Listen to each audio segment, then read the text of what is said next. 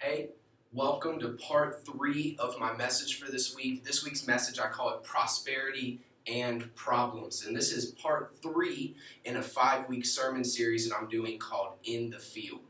So if you haven't seen the 2 previous sermons in this sermon series, I would definitely recommend to go check those out. I think that they're powerful and that they have something that can be spoken into your life. So this week, we're looking at Haggai 2, verse 19, and breaking down fig trees themselves. So in parts 1 and 2, we started to explore that. Part 3, we're going to continue to explore it. And it's something that I call what prosperity leaves, what progress leaves as it relates to prosperity and problems. So I hope you stick around. I hope you enjoy it. And I'll see you back for part 4 and for next week's message. Bye.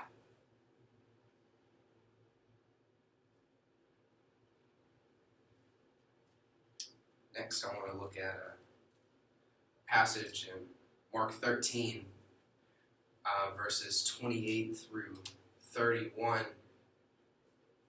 See what it has to say about fig trees. Goodness, I'm sorry, I'm having a hard time flipping to it. I do not know why, but I'm having a hard time flipping to it. See, I got Mark 11, which I'm going to look at in part 4. There you go. Mark 13, verses 28 through 31. Now learn this lesson from the fig tree. Sorry, I'm just having to check my timer here. I forgot to set it up beforehand, so if you guys don't mind, I'm just going to set this real quick so that I'll keep you for a few hours, because I could go on and talk about this for days. For days, man. The love of God is something that is just limitless, and something that you can't ever learn about. I heard the gospel explained in such a way, because the gospel in the New Testament especially speaks of God's love and Jesus' sacrifice and what Jesus has done through his life and through his death for us. And I heard the gospel explained in such a way that it's so simple that a baby can understand it, that a child can understand it. But it's so complex that the best renowned theologians can spend their whole entire careers debating and discussing the New Testament. And this is something that's so true, and something that I can go on and share for hours about, because it's something I'm so passionate about, something I'm so excited about. So I hope you don't mind that I went ahead and set that timer for you guys so that I don't go for a few hours. But Mark 13, verses 28 through 31 says, "Now learn this lesson from the fig tree. As soon as it gets twigs,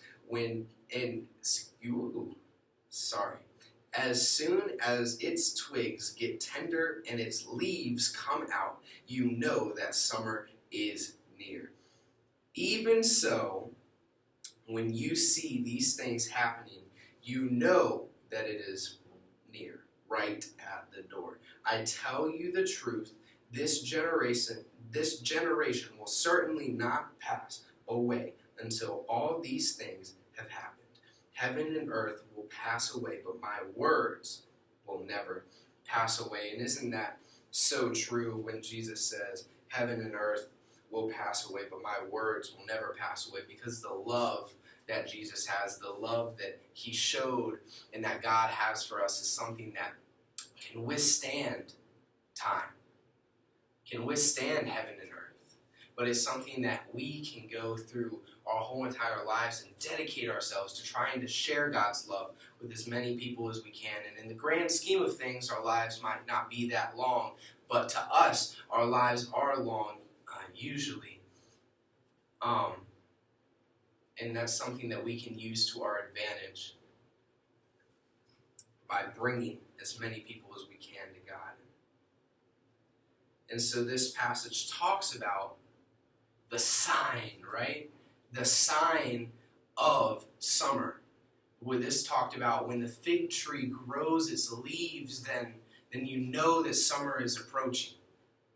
And so when I talked about in the introduction how I wanted to talk about what progress leaves, this is something that is important. And what progress leaves not only talks about what is left, but also hints at the fig leaves. And I thought it was creative. Whatever. I thought it was creative. So what progress leaves?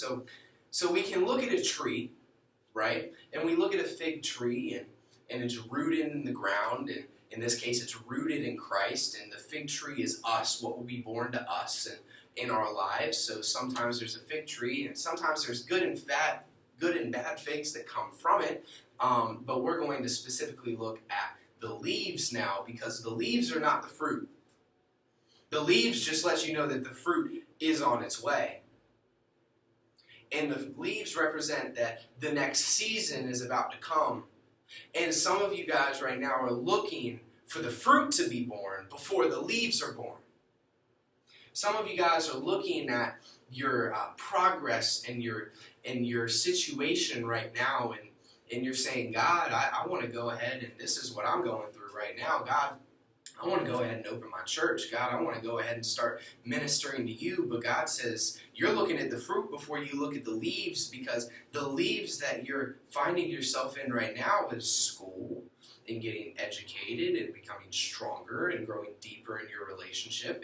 And all of those things have to happen before you can bear fruit. So the leaves sometimes, because the fruit, right, when you eat fruit, oh man, I don't know if you guys like fruit. I like fruit, especially like oranges and strawberries and bananas and grapes. Blueberries are good if they're like in stuff. Anyway, that's all besides the point. Fruit is good, right? And we all like to eat fruit.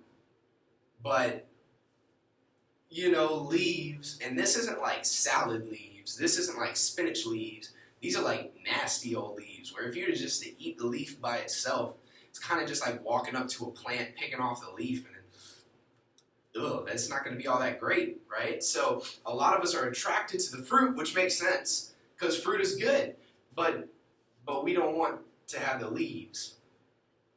We say that, why are the leaves there? Because if the leaves weren't there, there'd just be more room for fruit. But God says the leaves are important because the leaves tell you that you're entering into the next season. The leaves tell you that the fruit is about to be born. So what I'm telling you right now is that maybe you need to stop looking for fruit and you need to start looking for leaves. Stop looking for fruit and start looking for leaves. Because it's the progress, it's the process, and what progress leaves behind are the leaves. The progress will leave behind the leaves and will enter you into the next step of getting the fruit. But a lot of people want to skip that step of sitting through the leaves in order to get the fruit. But the leaves let you know that the fruit's coming. So not only does it let you know, but put yourself in the place, not as the tree, right? Put yourself in the place as the farmer.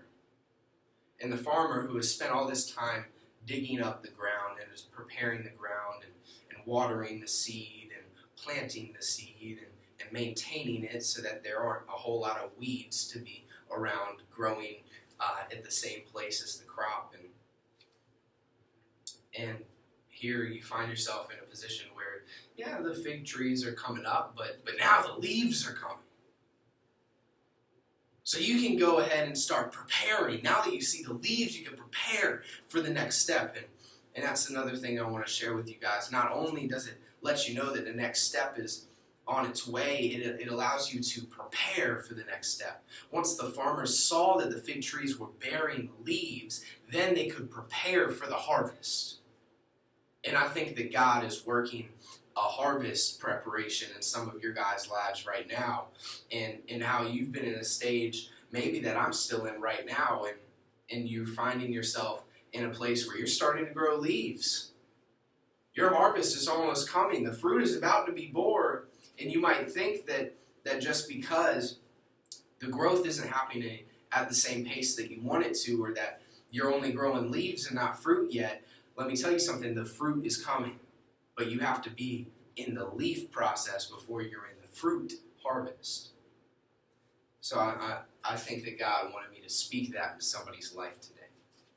So some of you guys just have to learn that there's a process in the leaf before you get to the fruit.